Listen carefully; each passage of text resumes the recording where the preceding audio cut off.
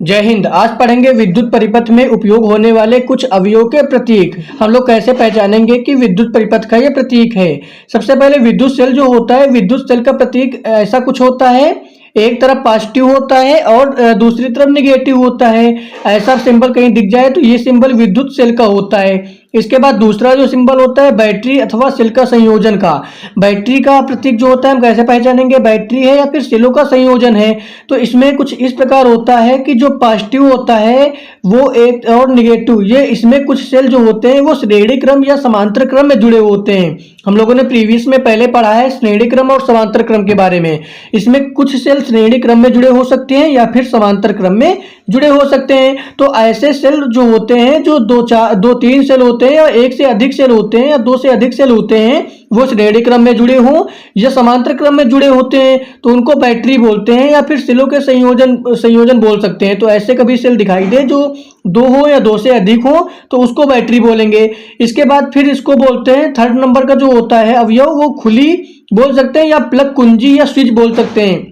ये एक प्रकार की चाबी होती है।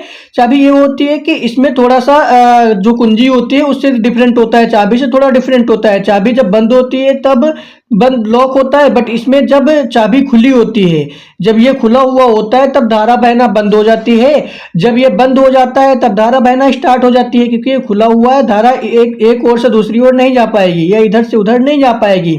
तो जब ये ओपन रहता है तब धारा का प्रवाह नहीं होता है, जब ये बंद हो जाता है तो धारा का प्रवाह होने लगता है। तो ऐसा कोई सिंबल दिख जाए तो ये सिंबल कुंजी या स्विच का होता है, या फिर इसको खुली भी बोल सकते हैं। इसके बाद जो फोर्थ नंबर का अवयव होता है उसको बोलते हैं बंद, या फिर प्लग कुंजी या स्विच बोलते हैं। इसको बंद बोल सकते हैं या प्लग कुंजी या स्विच बोल सकते हैं। ऐसे सिंबल को कुंजी भी बोल सकते हैं या प्लग कुंजी बोल सकते हैं या स्विच बोल सकते हैं। जो ऊपर वाला सिंबल है सेम सिंबल यही, ये भी प्रोसेस जो इसका भी होता है सेम प्रोसेस इसका भी होता है, इस स्विच का भी होता है। इसको भी स्विच बोल सकते हैं या प्लग कुंजी बोल सकते हैं, बट ये खुला हुआ होता है तो इसको खुली बोल सकते हैं, इसको बंद बोलेंगे। इसके बाद फिफ्थ नंबर का जो सिंबल होता है, जो अवयव होता है, वो होता है तार संधिका। तार संधिका, तो तार संधिका अवयव कुछ ऐसा होता है, इसका मतलब होता है कि इसमें जो संधि का मतलब मित्रता होता है या जुड़ना होता है। तो इसमें कुछ तार इस प्रकार जुड़े होते हैं, कुछ इस प्रकार का सिंबल दिख जाता है तो इसको तार संधि बोलते हैं। या फिर ये थोड़ा डिफरेंट हो सकता है, या इस प्रकार भी हो सकता है, ऐसा भी हो सकता है, इस प्रकार दिख जाए या फिर कुछ ऐसा सिंबल दिख जाए, तो ये तार संधि का सिंबल होता है। इसके बाद फिर जो 6 नंबर पे सिंबल होता है वो होता है बिना संधि के तार क्रॉसिंग। ये तार क्रॉसिंग होता है, बिना संधि के होता है, ये जुड़ा हुआ तार नहीं होता है, बट ये इसको इसीलिए बोलते हैं बिना संधि के या फिर तार क्रॉसिंग बोलते हैं कुछ ऐसे सिंबल को।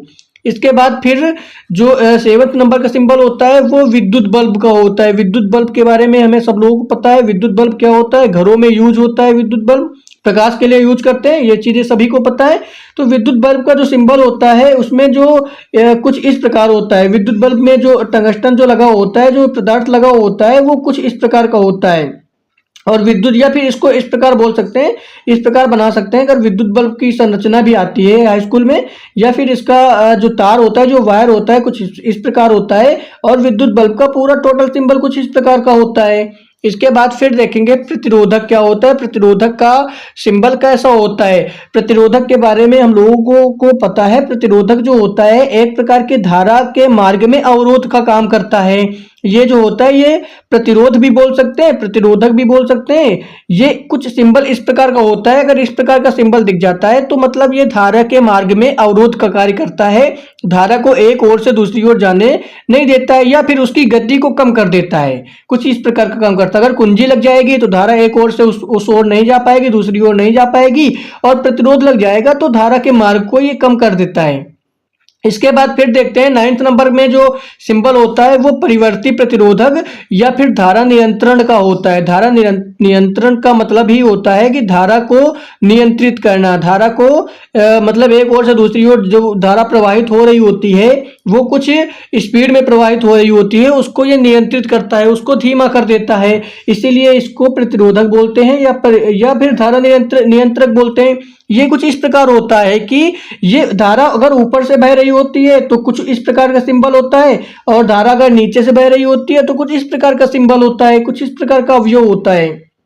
इसके बाद फिर देखेंगे 10th नंबर में जो है वो एमीटर है। एमीटर भी मोस्ट इंपॉर्टेंट टॉपिक है, ये इंटर में भी आता है, हाई स्कूल का भी इंपॉर्टेंट टॉपिक है। एमीटर का जो सिंबल होता है कुछ इस प्रकार का होता है।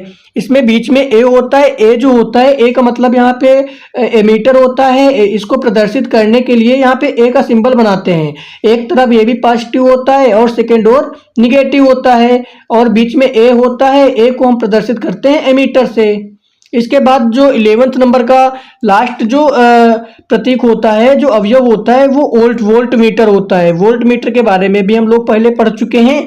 वोल्ट मीटर का सिंबल भी कुछ इस प्रकार होता है जैसे मीटर का होता है। इसमें भी एक तरफ पॉजिटिव होता है और सेकंड और निगेटिव होता है, और बीच में एक सिंबल होता है वी का। वी का मतलब ही वोल्ट मीटर होता है। वी को हम वोल्ट मीटर से प्रदर्शित करते हैं, और यहाँ पे ए को हम लोग प्रदर्शित करेंगे एमीटर से। ए का मतलब एमीटर होता है और वी का मतलब वोल्ट मीटर होता है।